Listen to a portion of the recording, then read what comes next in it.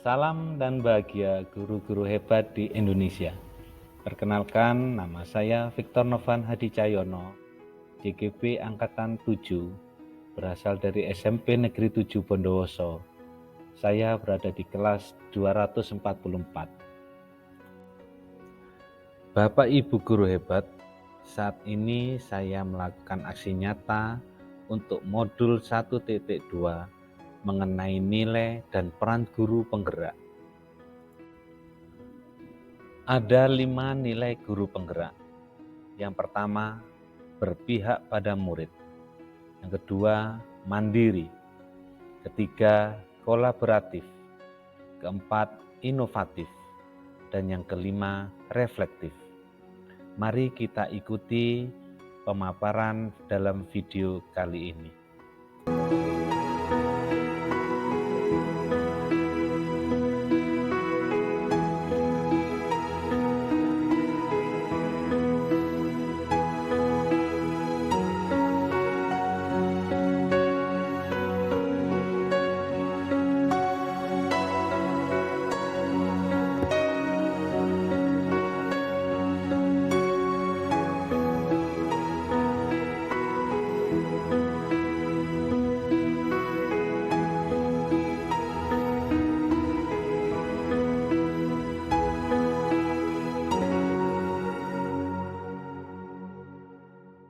Maaf ya, kami dari murid SMP 7 ingin mencari tentang pembuatan benyek atau tempat ikan.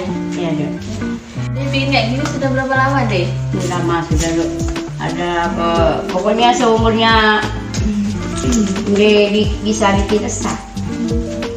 Modal kayak gini berapa?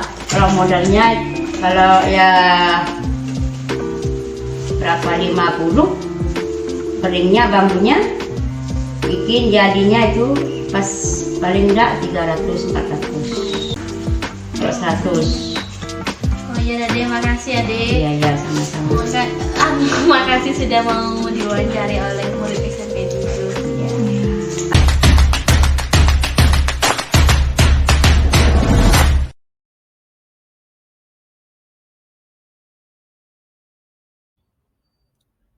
Setelah kita mempelajari tentang nilai-nilai guru penggerak, maka selanjutnya kita akan belajar tentang peran guru penggerak. Yang pertama, guru penggerak sebagai pemimpin pembelajar, coach bagi guru lain, pendorong kolaborasi, mewujudkan kepemimpinan murid, dan penggerak komunitas praktis. Sekarang bagaimana sih membuat video yang baik? Pertama, posisi HP. HP usahakan dalam posisi landscape. Dan karena nanti membuat video itu butuh waktu yang agak lama, cari posisi yang begini, posisinya megang begini, landscape. Kenapa harus landscape? Tidak tegak begini. Karena pada saat kita membuat video dalam posisi tegak segini memang megangnya enak, tetapi gambar yang dihasilkan nanti menjadi kecil. Pada saat kita unggah video kita itu misalkan ke YouTube, maka gambar yang dihasilkan kecil dan di kanan kiri nanti bisa muncul warna hitam.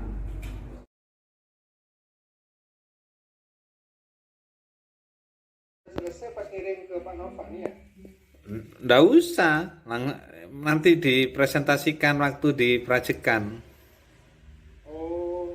Ya, ini nggak jalan ini sebentar. Jadi di lainnya ini nanti ada pilihannya mau dibagikan dalam bentuk apa begitu. Bentar ya, nggak jalan ini. Nah ini pasti ada pilihannya, muncul ya.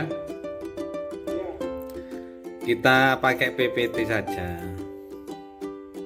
Pilih yang PPT ya? Ya, pilih PPT. Ntar ini mau video, mau apa, di sini sudah ada. Ini ya, Microsoft PowerPoint ya. Pilih yang PPT ya? Ya, Microsoft PowerPoint. Ini langsung unduh.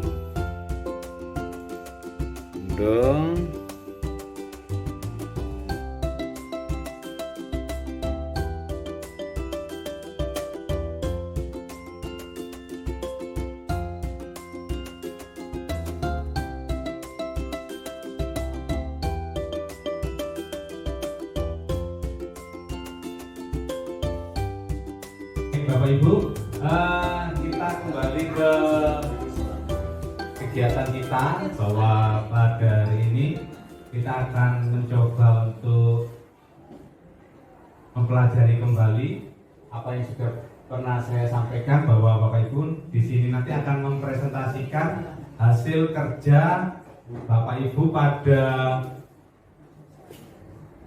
berapa 4 kali pertemuan secara tatap muka 2 kali, secara daring 2 kali. Nah, ini merupakan pertemuan yang kelima. Jadi Bapak Ibu, kita sekarang kan mungkin berbagi dulu sebelum Bapak Ibu mempresentasikan pengalaman Bapak Ibu selama membuat PPT ini bagaimana. Mungkin ada yang mau menyampaikan? Terbantu? Atau tetap membingungkan? Atau bagaimana? Mungkin Bu Novi mau menyampaikan? Kalau sudah sering pakai itu Pak, Ya. terbantu Pak, karena tidak harus ambil gambar. Karena tidak harus ambil gambar ya Bapak Ibu ya, masih perlu belajar. Baik. Terima kasih Bu Novi. Berarti ini tidak instan, harus berproses. Nah, mungkin yang lain, Adi Mas, monggo. Terima kasih Pak. Untuk menggunakan Canva ini saya masih belum familiar.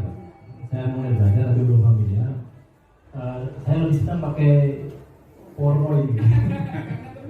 Iya, belum terbiasa. Mungkin nanti akan saya coba ulik-ulik lagi. Cuma sementara ini saya menggunakan PowerPoint masih lebih nyaman buat saya. Ya. Terima kasih. Terima kasih. Ya. Dari dua pendapat tadi, memang kita untuk merubah kebiasaan yang sudah sering kita lakukan dengan sesuatu yang baru itu membutuhkan waktu, harus berproses. Begitu juga kita mendidik anak-anak itu juga nggak bisa, kamu harus begini, sekarang juga harus berubah.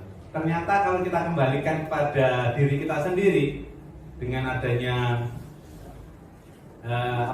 teknologi yang baru, kita juga membutuhkan waktu untuk berproses. Meninggalkan zona nyaman. Ya, takut untuk meninggalkan zona nyaman Pak Dimas ya. Saya biasanya pakai ini enak. Nah, padahal kita nanti dituntut untuk berubah juga. Begitu juga kita menginginkan anak-anak kita itu mengalami perubahan. Dimulai dari mana? Dari diri mereka sendiri. Terima kasih. Mungkin siapa yang pertama? Ya, monggo Pak Slamet. Ya, belajar. Jangan takut salah. Bapak Ibu, kemarin begitu saya diberi tugas, sebenarnya saya tidak begitu paham bagaimana tentang Canva ini. Tapi saya ingin mencoba biar tidak kalah dengan yang muda Bapak Ibu. Karena yang di belakang saya itu selalu memberi saran saya, ayo belajar dan belajar. Saya bangkit saja Bapak Ibu. Saya diperburukan. Baik Bapak Ibu, itu saya mencoba tentang tugas yang diberikan ke saya, yaitu penyebab perubahan potensi sumber daya alam. Nah, itu saya ngambil yang bunga-bunga. Potensi ekonomi lingkungan Bapak Ibu. Potensi ekonomi lingkungan, kemudian di potensi ekonomi lingkungan ini ada beberapa sub bagian-bagian. Ada 2 pada potensi ekonomi lingkungan. Yang pertama tentang potensi sumber daya alam, kemudian yang kedua tentang penyebab perubahan potensi sumber daya alam. Yang kemudian saya gambarkan menjadi seperti ini Bapak Ibu. Nah, itu beberapa bagian yang saya ambil bagian-bagian seperti ini. Ini yang menyebabkan satu, populasi manusia. Mengapa populasi manusia terjadi seperti ini? Karena yang pertama, populasi manusia yang semakin bertambah akan menyebabkan peningkatan konsumsi. Peningkatan konsumsi itu akan diawali dengan eksploitasi. Jadi menggali sumber daya alam secara berlebihan. Nah, tentunya ini akan berakibat pada kerusakan lingkungan. Oleh karenanya perlu pemikiran mengenai teknologi apa yang dapat memecahkan segala masalah yang terkait dengan lingkungan itu. Nah, anak-anak, saya ini biar tidak ruwet gitu loh. Anak anak-anak silakan kalian buat saya bentuk kelompok, kemudian setelah kelompok, kemudian diskusikan, pilih barang tambang apa yang dapat yang dapat merusak lingkungan, yang tidak dapat diperbarui. Anak-anak suruh milih. Nah, anak-anak saya ajak untuk berpikir yang spesifik, Bapak Ibu. Kenapa? Ternyata anak-anak itu mengambil secara umum, Bapak Ibu. Akhirnya anak-anak saya ajak mereka berpikir, ayo begini aja anak-anak. Jadi jangan tiru seperti bapaknya begitu. Jadi itu Bapak Ibu. Terakhir saya langsung mengucapkan ini Bapak Ibu. Terima kasih sudah menyimak hasil kerja saya. Assalamualaikum warahmatullahi wabarakatuh. Saya tidak menitik beratkan pada materi. Gitu. Mungkin materinya bisa Bapak Ibu guru kembangkan, hanya caranya mengeksplor apa yang ada di Canva. Saya ingin menunjukkannya. Ya, monggo. Yang saya buat adalah PPT interaktif Bapak Ibu. Ketika nanti ditampilkan kepada anak-anak, ditampilkan. Bentar.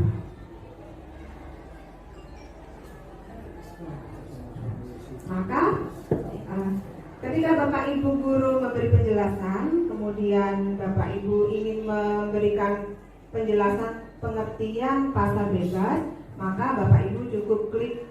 Nah, ini pengertian diklik. Maka PPT-nya akan mengarah kepada pengertian pasar bebas, yaitu ini pengertiannya adalah kebebasan dalam melakukan ekspor dan impor tanpa terikat peraturan yang dibuat oleh pemerintah. Nah, ketika Bapak Ibu mau mengembalikan posisi awal, maka klik home, akan kembali ke materi tampilan awal. Kemudian Bapak Ibu menjelaskan tujuan, tinggal diklik tujuan, maka mengarah pada tujuan pembelajaran. Itu Bapak Ibu. Ini menggunakan sistem hyperlink, ya. Menggunakan hyperlink.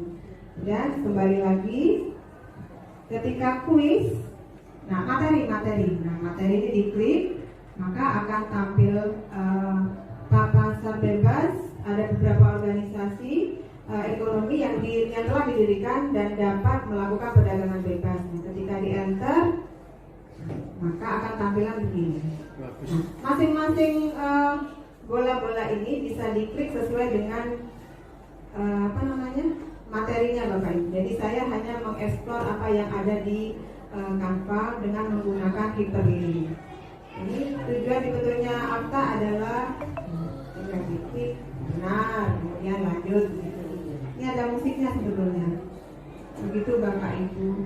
Itu aja mungkin yang bisa saya ini sampaikan. Jadi memanfaatkan hyperlink yang ada di Canva.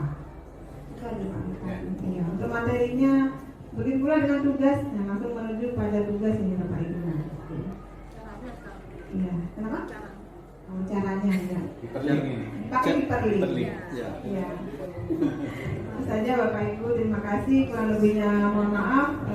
Assalamualaikum warahmatullahi wabarakatuh. Terima kasih Bu Dia. Ini ada sesuatu yang baru dari Bu Diarisa.